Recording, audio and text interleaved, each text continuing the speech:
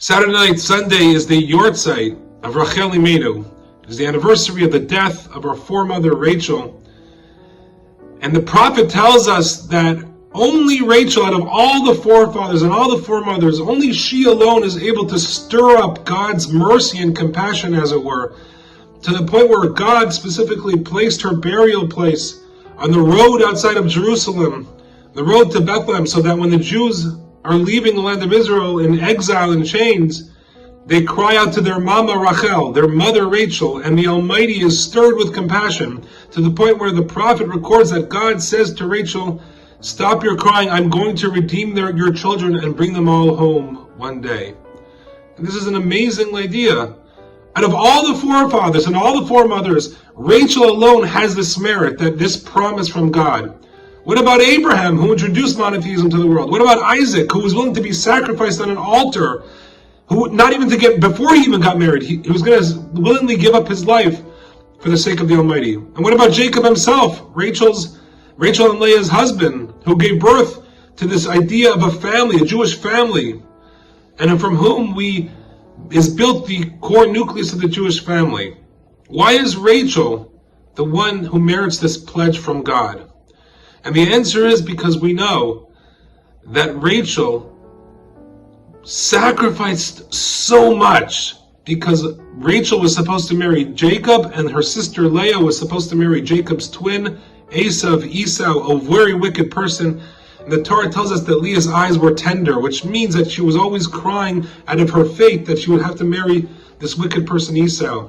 And Rachel would go and dry her eyes and say, "My dear sister, don't cry. I'm going to give you the signs that were arranged between Jacob and myself for our chuppah. And you'll marry Jacob instead, so you won't have to suffer and live with Esau." And that's what happened. We know the Torah tells us that this is what happened. She gave the signs into the chuppah. Yaakov thought it was Rachel. It was really Leah. He marries Leah. He has to work 7 more years in order to marry Rachel, which he does do. And then he runs away finally from the house of his father-in-law Laban.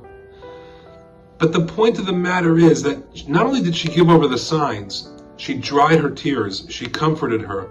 She went way outside of her comfort zone and said, "I don't want you to cry anymore." And by giving her the signs, Rachel understood that either she's excluding herself from marriage altogether because she's destined to Jacob, or she's destined to marry Esau, whom was supposed to marry Leah. And she resigns herself for that kind of life in order to spare her sister that pain.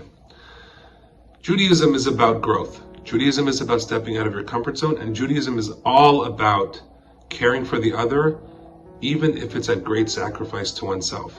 We're not obligated to do certain things. You're not obligated to lose yourself completely. There are certain mitzvot that we are commanded to die for. But this is the kind of self-sacrifice that is demanded of us. This is the kind of self-sacrifice Rachel displays, and this is why she alone is given the promise by God that the children will cry out to her, and her pleas alone are what is going to make and affect great change to the point where the Messiah will come one day soon. We're coming up to an amazing Friday night dinner next week on the global phenomenon that is the Shabbat Project, where Jews all over the world, no matter their background, will gather together and celebrate some aspect of Shabbat. Lighting candles, they'll have a dinner, they'll go to a friend's house, they'll learn a little bit, whatever it may be.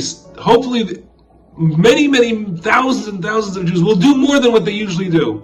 We have an opportunity to bring other people, step out of our comfort zone, sacrifice a little bit. We're not asking you to marry the wrong person and give over the signs. We're asking you to reach out to your neighbor, to your friends, invite them wholeheartedly to experience the beauty of a Shabbat dinner next week, the North Thorn Hill Community Center with special guest Rabbi Josh Kaller. It'll be just wonderful to be all together. All the women will be lighting candles together. We'll say Shalom Aleichem together. We'll usher in the Shabbat Queen together. What powerful statement can we make? More than that, to all the anti-Semites today, to all the hate that's proliferating in the world, other than Jews to gather together in love and in brotherhood, to step outside of our comfort zone and to invite others in and to welcome the beautiful, glorious Shabbat. Shabbat Shalom.